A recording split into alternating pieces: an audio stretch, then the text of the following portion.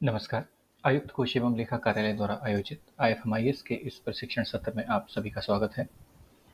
आज हम लोग बात करेंगे IFMIS के ESS मॉड्यूल के अंतर्गत दो महत्वपूर्ण प्रक्रियाएं, एक VRS और दूसरा रेजिग्नेशन के बारे में। आप अपनी स्क्रीन पे देख सकते हैं, अभी मैंने जो हमारा नॉर्मल लॉगिन होता है उसमें HRMIS के अंतर्गत ESS मॉड्यूल को ओपन किया है। यहाँ पे आपको सर्विस रिक्वेस्ट में रेजिग्नेशन और VRS के लिए एक प्रोसेस दिखाई देगी। इस प्रोसेस को चलाने की प्री कंडीशन ये है कि आपकी रेजिग्नेशन और VRS की हायरार्की जो है वो ESS मॉड्यूल में बनी होनी चाहिए। हायरार्की बनाने की प्रक्रिया बिल्कुल वैसी है जैसे हम ESS की किसी अन्य प्रोसेस के लिए हायरार्की बनाते हैं, बिल्कुल उसी तरीके से आपकी हायरार्की यहाँ पे बनाई जाएगी। यहाँ पे हम समझने की कोशिश करेंगे कि VRS रेजिग्नेशन की प्रोसेस है क्या और इस प्रोसेस का उपयोग करके सिस्टम में VRS और रेजिग्नेशन की एंट्री करना क्यों आवश्यक है। ये आप अपनी स्क्रीन पे देख सकते हैं, मैंने ये पूरा प्रोसेस ओपन किया है। यहाँ पे आप देखेंगे ऊपर एम्प्लॉय की बेसिक डिटेल्स आ रही हैं।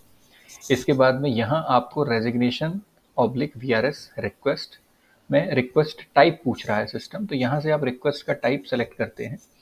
आपके कार्यालय में कोई ऐसा व्यक्ति हो सकता है जो किसी कारणवश रेजिग्नेशन देता है, या फिर कोई व्यक्ति इस प्रकार का हो सकता है जो मिनिमम क्वालिफाइंग सर्विसेज जो हैं 20 साल की सामान्य तौर पे वो पूरी करके VRS लेने का इच्छुक है। दोनों परिस्थितियों में आपको सिस्टम में रेजिग्नेशन, अगर उसकी स्थिति रेजिग्नेशन की है, या फिर VRS, जो भी कंडीशन बने उसकी एंट्री आपको सिस्टम में कराना आवश्यक है। यहाँ मान लीजिए मैं रेजिग्नेशन चुनता हूँ, तो यहाँ सिस्टम ने ऑटोमेटिकली डेट बता दी, डेट ऑफ रेजिग्नेशन रिक्वेस्ट 5 जून 2022। इसके बाद सर्विस डिटेल्स में सिस्टम मुझसे पूछ रहा है last date of duty. Last date of duty में जैसे मैंने यहाँ पे 31 मई 2022 डाला, तो यहाँ सिस्टम ने मुझे total length of service calculate करके बता दी, फिर नोटिस पीरियड दिखा दिया और नीचे अमाउंट टू बी रिकवर्ड। अगर मान लीजिए मैं इसमें आगे की कोई डेट डालता, आपको मिनिमम जो सूचित करने का समय है या सिस्टम में एंट्री करने का समय है वो है 1 महीना। अगर आप 1 मंथ का नोटिस पीरियड सर्व नहीं करते हैं तो सिस्टम आपकी रिकवरी बना देगा। मैं दिखाता हूँ कैसे। मैंने यहाँ पे मान लीजिए डेट डाली 30/6/2022, तो सिस्टम ने यहाँ क्वालिफाइंग सर्विस कैलकुलेट कर दी, लेकिन साथ में आपका अमाउंट टू बी रिकवर्ड जो है उसकी भी यहाँ पे कैलकुलेशन सिस्टम ने मुझे बता दी।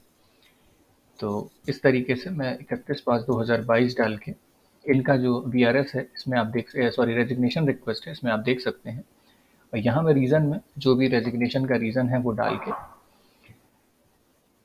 डॉक्यूमेंट्स अगर कोई आप चाहते हैं अटैच करना, आप यहाँ पे डॉक्यूमेंट अटैच कर सकते हैं। इसमें एक चीज़ ये ध्यान रखिएगा कि अगर किसी भी प्रकार की डिपार्टमेंटल इंक्वायरी या किसी भी प्रकार के कोर्ट केस डिटेल की एंट्री आपकी सर्विस मैटर के थ्रू हुई है, तो आपको सिस्टम रेजिग्नेशन और VRS की एंट्री करने नहीं देगा।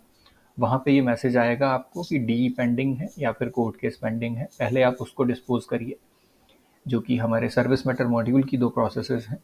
उसके बाद ही आप यहाँ पे रेजिग्नेशन या VRS के लिए अप्लाई कर सकते हैं। नीचे अटैचमेंट में जो अटैचमेंट्स आपको लगाने हैं आप लगा सकते हैं। इसके बाद में इस रिक्वेस्ट को आप सबमिट करते हैं। यहाँ पे सिस्टम मुझे मैसेज दे रहा है, do you want to submit the data. मैं इसको ओके पे क्लिक करूँगा तो ये जो रिक्वेस्ट है ये हायरार्की में फ्लो होती हुई अप्रूवर के पास जाएगी, और जैसे ही अप्रूवर से अप्रूव करेगा ये रेजिग्नेशन की एंट्री हमारी सिस्टम में हो जाएगी। बिल्कुल ऐसी ही प्रोसेस है वॉलंटरी रिटायरमेंट की। अंतर बस इतना है, जैसे ही मैंने वॉलंटरी रिटायरमेंट पे क्लिक किया, सिस्टम ने मुझे मैसेज दिया, employ pension form for VRS is pending to be filled. मतलब अभी इनका जो पेंशन फॉर्म है वो नहीं फिल हुआ है, तो उसके लिए मुझे अगेन यहाँ HRMIS में ESS में जाना है और यहाँ से मुझे एम्प्लॉय पेंशन फॉर्म भरना है। एम्प्लॉय पेंशन फॉर्म के बारे में हम लोग पहले भी बात कर चुके हैं कि इसमें आपकी जो एंट्रीज़ हैं वो 90% एंट्रीज़ आपकी जो ई प्रोफाइल आप लोगों ने कंप्लीट की है वहाँ से आती है, और जो शेष चीज़ें हैं उसमें केवल आपको 2 चीज़ें भरनी होती हैं। यहाँ पे आपको जैसे इनका जो डिटेल्स आप देख सकते हैं, यहाँ पे ये जो रेड मार्क दिख रहा है प्रोफाइल इज इनकम्प्लीट, तो इनका चेंज एम्प्लॉय प्रोफाइल अभी कंप्लीट नहीं हुआ है। इसके बाद में आपको 2 चीज़ें जो पेंशन फॉर्म में अपलोड करनी है वो है जॉइंट फोटोग्राफ विद स्पाउस। अगर हस्बैंड रिटायर हो रहे हैं तो वाइफ के साथ में फ़ोटो, और वाइफ अगर रिटायर हो रही हैं तो हस्बैंड के साथ में फ़ोटो, और इंडेमनिटी बॉन्ड यानी क्षतिपूर्ति बंधक आपको अपलोड करना होता है, और उसके बाद में आप इसे सबमिट करते हैं।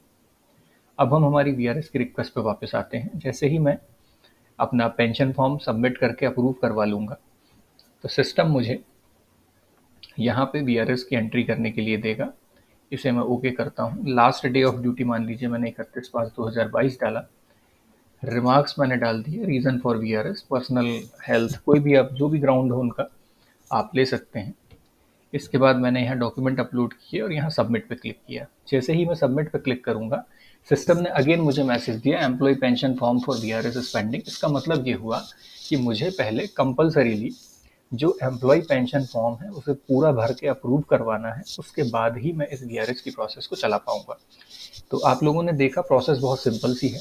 अब मैं यहाँ पे ये बताता हूँ कि गलती कहाँ पे होती है। गलती देखिए, हम लोग अवेयर हैं, हम लोग सिस्टम में वीआरएस की रेजिग्नेशन की एंट्री सारे ऑफिसेस कर रहे हैं, लेकिन जो पुराने हमारे वीआरएस लिए हुए एम्प्लॉयज़ हैं, जैसे एक एग्जांपल हम लेते हैं, मान लीजिए किसी एम्प्लॉय ने 31 मार्च 2022 को वीआरएस लिया और आपके पास ऐसा कुछ क्लेम आता है उसका कि अभी आपको उसका पे फिक्सेशन दोबारा करके एरियर पेमेंट करना है, और उस एम्प्लॉय की वास्तविक रिटायरमेंट डेट जो है वो कभी है, 2026 या 28 में है, वो अभी रिटायर नहीं होने वाला है, लेकिन वो वीआरएस 31 मार्च 2019 को ले चुका है। तो ऐसी परिस्थिति में आप सबसे पहले क्या करेंगे, आप सीधे एसडी लॉक नहीं करेंगे कि सिस्टम जो है वो उसकी आज दिनांक तक की गणना कर रहा है, जबकि एम्प्लॉय जो है वो वीआरएस ले चुका है। तो आपको यहाँ पे ये ध्यान रखना है कि क्या आपने उस एम्प्लॉय की वीआरएस की एंट्री सिस्टम में की है। इसको चेक करने का बहुत सिंपल सा तरीका है। आप, जो मैंने पहले भी अपने वीडियोस में कवर किया है, आप सर्विस मैटर के अंतर्गत ये जो रिपोर्ट है एम्प्लॉय इन्फॉर्मेशन सर्च, इसमें जाएंगे। इसके बाद आप यहाँ पे उस एम्प्लॉय का एम्प्लॉय कोड डाल के सर्च पे क्लिक करेंगे। अगर आपने उसकी वीआरएस की एंट्री की हो तो यहाँ पे रेजिग्नेशन ऑब्लिक वीआरएस डेट में वो डेट दिखाई देगी। यहाँ ये डेट दिखाई नहीं दे रही है, इसका मतलब है कि ये जो एम्प्लॉय हैं इनकी वीआरएस और रेजिग्नेशन जो भी इनकी परिस्थिति थी उसकी एंट्री सिस्टम में नहीं है, इसलिए सिस्टम इनकी जो शीट है वो टिल डेट तक जनरेट करेगा। ये बिल्कुल कहीं से कहीं तक कोई टेक्निकल मिस्टेक नहीं है।